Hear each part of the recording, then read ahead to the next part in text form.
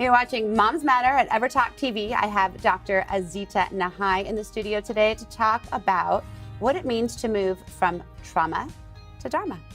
Welcome to the studio. Hi, thanks for having me. I'm so excited to have you here. I'm so excited to be here. You are really just like this guru who has completely transformed your life, and now you're sharing all of your learnings with the world.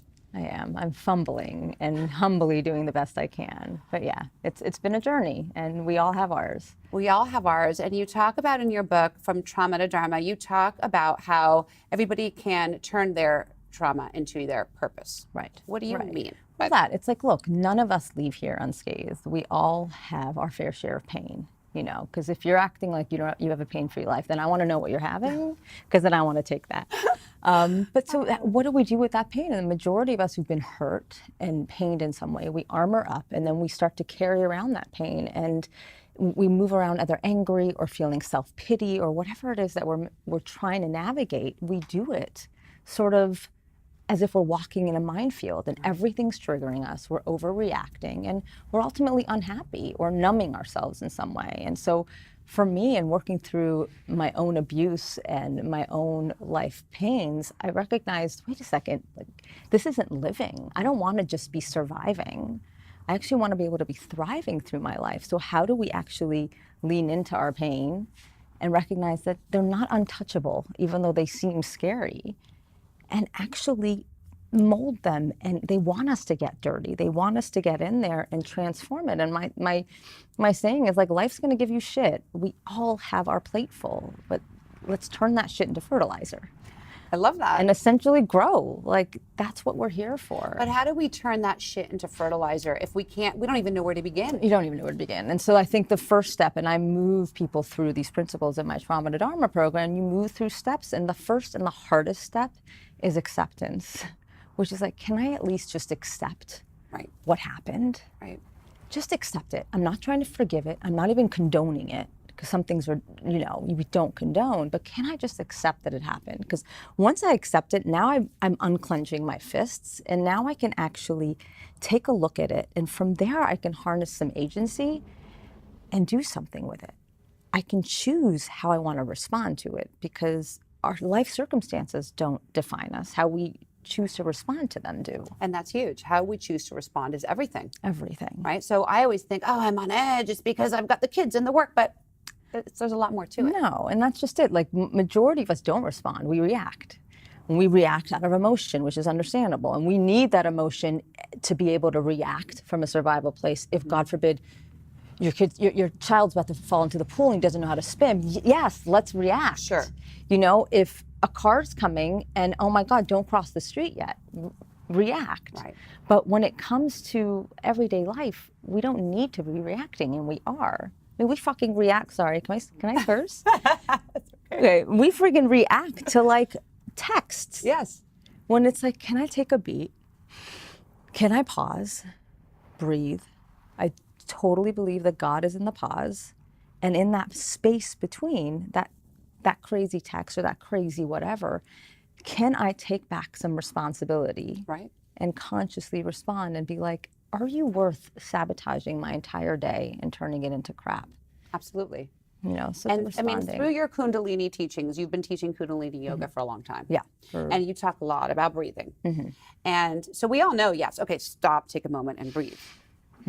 But do you really mean stop, take a moment and breathe? Yeah. I mean, if I could somehow, I teach myself to breathe all the time, because, look, I'm a new mom, so there's no control anywhere. Right. And so I always say, like, your way in and your way out is breath. It is your entry point and your exit plan into everything. And so if you do nothing less but, like, inhale through the nose for 5 seconds, hold for 5. Exhale out for 5. That's it. That's 15 seconds. You can do that, let's say, 3 times. That in itself will just slow down your heart rate a little. Will slow down this runaway train that's about to literally crash into the rest of your day. So true.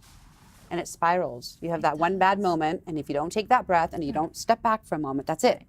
And then it's about catching ourselves, because most of us are attached to the bad moment. Like, no, I don't want to let go of this anger and this frustration or this disappointment I have. You know, we're addicted to this intensity. And so part of this work is to like breathe into just recognizing our relationship to some of these emotions that we feel we can't live without.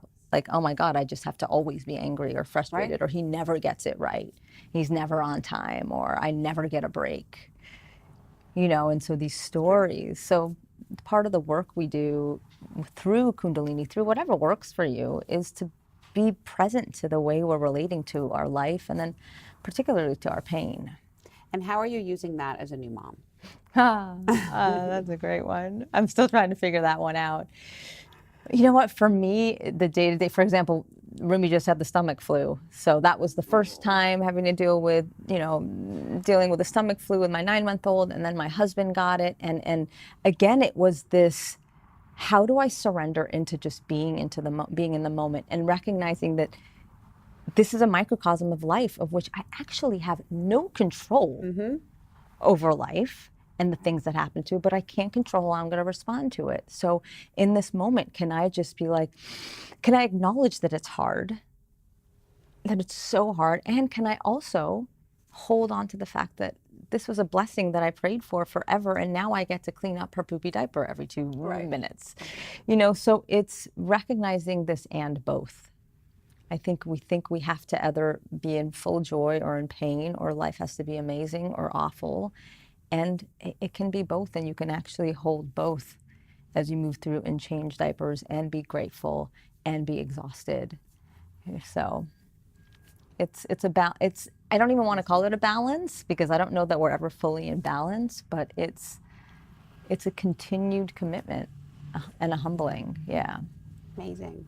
Yeah. So if there's one thing that you want to share with the mommies who are watching right now, one piece of advice from your trauma to Dharma, what would it be? One important piece of advice that they can take with them into their daily life. Take off your fine masks. And by fine masks, I mean effed up, insecure, neurotic, and emotional. Quit acting like everything is perfect and fine, because we all know we've got our stuff. And the more open and authentic and vulnerable we can be with each other, the more the majority of us will feel less alone. And at the end of the day, it's so isolating, and it helps to know that we've got a village. It's so true. Yeah. We do have a village, and you're amazing. And thank you. Thank You for spreading what you've learned to the rest of us, because we all need healing. And we'll turn to you. You have an amazing website, azitanahai.com, and Trauma to Dharma is your book. I'm just so excited to have you here, and we'll have you again back very soon to talk with us again. Thanks, Sharon. It's so exciting. You saw it right here on Moms Matter. You can binge watch all the episodes at momsmattertv.com and on the EverTalk app on Apple TV and Roku. We'll see you all next time.